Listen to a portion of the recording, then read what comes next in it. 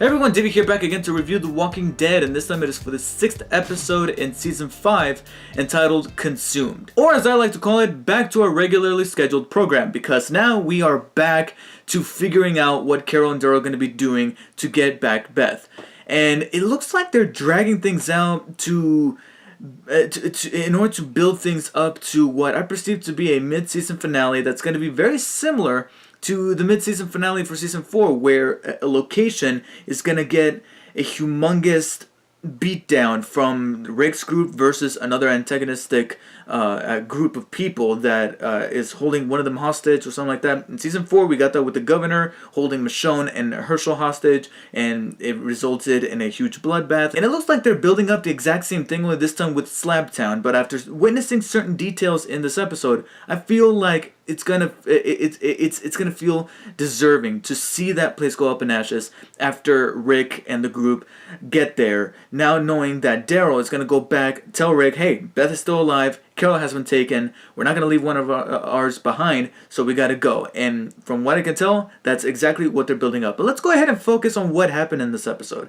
Basically, it was a huge anchor episode for Carol to kind of reflect back of how much of a character she has developed into. And even she herself says, I am completely different than when you guys first saw me in Season 1. And I like that she even referenced to Daryl, who's the only one there with her in this episode, that you too are different. So it's beyond appropriate to have the two characters that had the biggest arcs throughout the entire show to be paired off in this episode trying to rescue somebody. And there are certain interludes in this episode where they talk to one another and they say how they're different than what they used to be, and how, like Carol puts it, this world consumes you, hence the title. And how many of us are glad that the title referred to a metaphor that Carol was saying and not a physical representation of what may have happened to one of our characters? And throughout the episode, we get brief flashbacks of Carol doing her thing that we didn't get to see before. The opening of this episode was really good because it showed her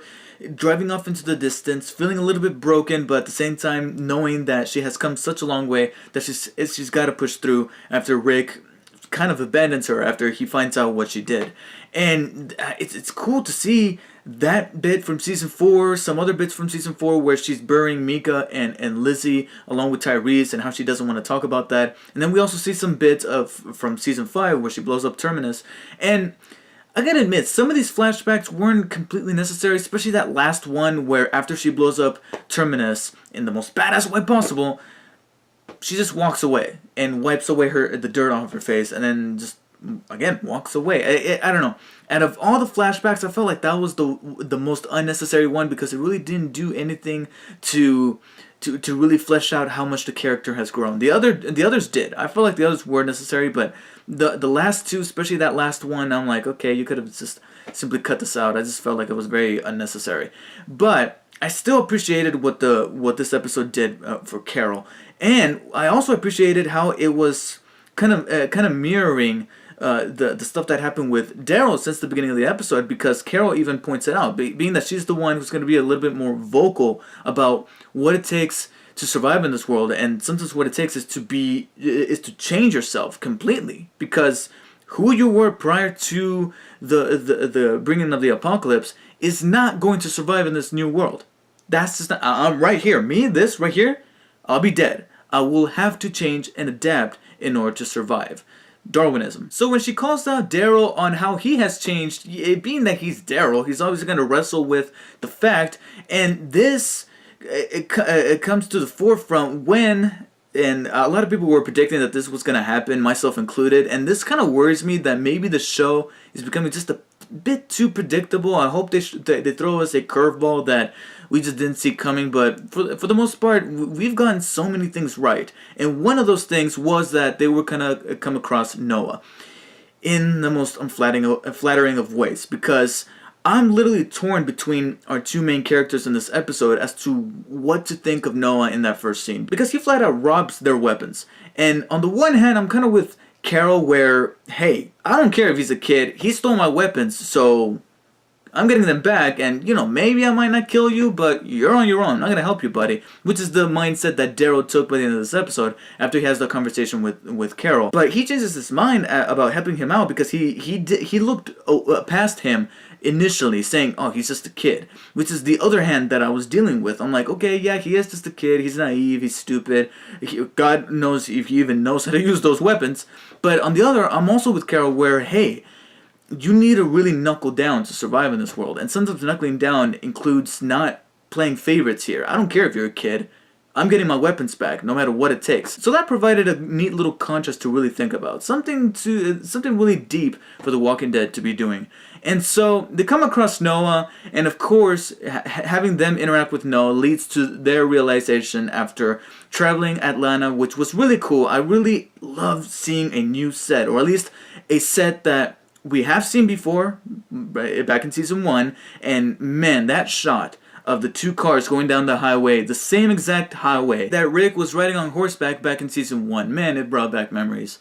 And it was really cool that they recreated that shot. But I love the fact that, even if it's just a couple of episodes, I love that we are in a cityscape rather than the woods over and over. In fact, I almost cringed just a tiny bit when we saw the woods in those flashbacks. I'm like, oh, we're back to the woods. But then they would cut back to the city, and I'm like, okay, cool. So now, instead of Beth, we're dealing with Daryl and Carol, two of the most badass and most interesting and just fan favorite characters of the show, and put them in the city, made for a really good episode. It was just the perfect formula to deliver another solid episode of The Walking Dead.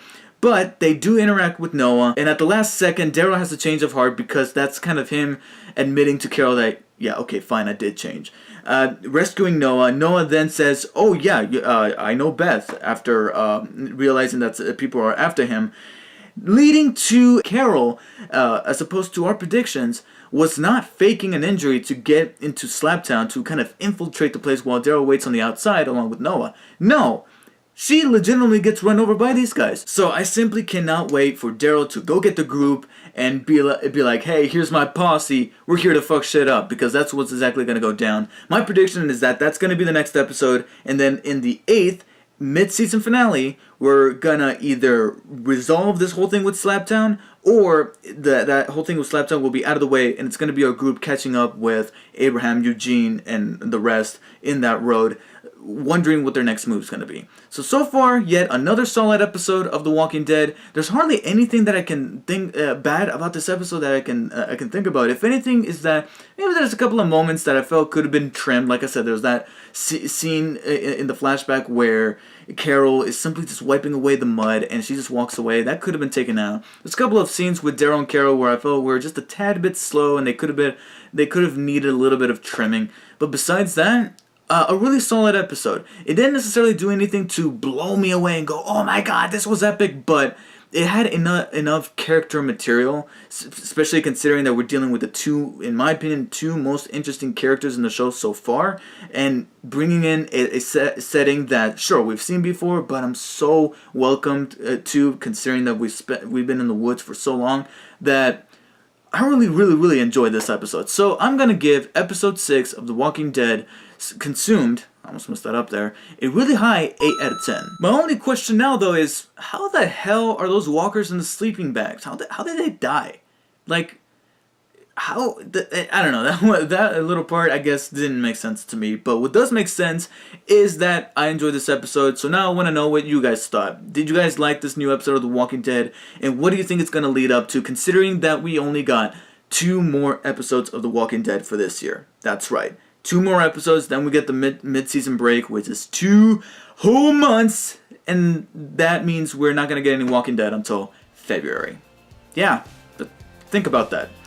So, thank you guys for watching, and I'll see you guys next time.